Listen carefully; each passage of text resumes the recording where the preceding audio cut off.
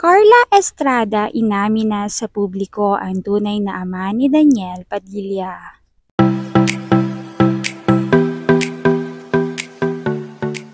Napakarami na ngang mga issue ang nagsisilabasan sa mundo ng showbiz sa mga nagdaang araw.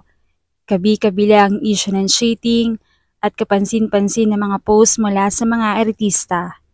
Pero ang nakakagulat ngayong pagsisiwalat ay ang revelasyon ni Queen Mother Carla Estrada dahil sa umano'y pagsasapubliko nito sa tunay na ama ng kanyang panganay na si Teen King Daniel Padilla. Alam naman natin na mula sa angkan ng Padilla si Daniel at vocal naman din si Carla na ang kanyang 4 na anak ay iba-iba ang tatay. Ibig sabihin ay 4 ding lalaki ang dumaan sa buhay niya. Marami rin ang may alam na ang tatay ni Daniel Padilla ay si Romel Padilla. Ito kasi noon ang ipinakilala ni Carla sa publiko at gayon din ay ito na rin ang kinalakhan ni Daniel na kilalanin na ama. Subalit ang pag-aakala pala ng marami ay pawang walang katotohanan. Sa isang panayam kay Queen Mother para sa kanyang pag-guest bilang bahagi ng Valentine's Day special, ay naibahagi ni Carla ang estado ng kanyang puso ngayon. Ayon dito ay definitely single siya at wala siyang love life.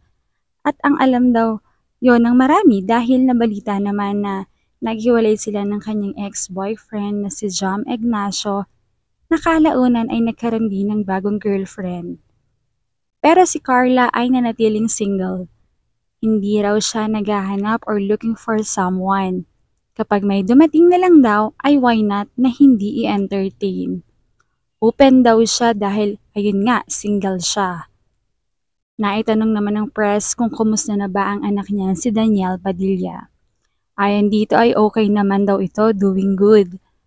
Pero ang nakakagulat ay nang bigla nitong isingit sa usapan ang tungkol sa tunay na pagkatao ni Daniel.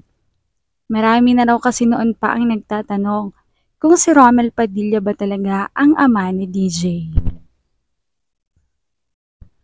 Pag-amin ni Carla ay matagal kong tinago ang lahat para sa kapakanan ng bawat isa. Masakit yon para sa akin lalo na nung panahon na natigil ako sa showbiz dahil sa pagbubuntis. Pero hindi ko pinagsisihan yon. Ang masakit sa akin noon ay makitang walang naging paninindigan at maayos na desisyon noon para kay Daniel. At totoo yon, si Robin Padilla talaga ang totoong ama ni Daniel. Inako lamang ni Romel yon dahil noong panahon na yon ay maganda ang karir ni Robin, kaya hindi pwedeng masira yon. Sikat noon si Robin, maraming pelikula at endorsement. Kaya naman malaking eskandalo yon kung nabulgar agad na siya ang ama.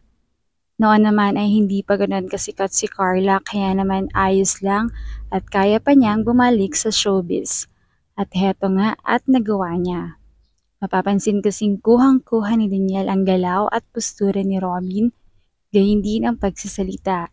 Bagay na talaga namang magpapatunay na ang tunay na ama ni Daniel Padilla ay si Robin Padilla.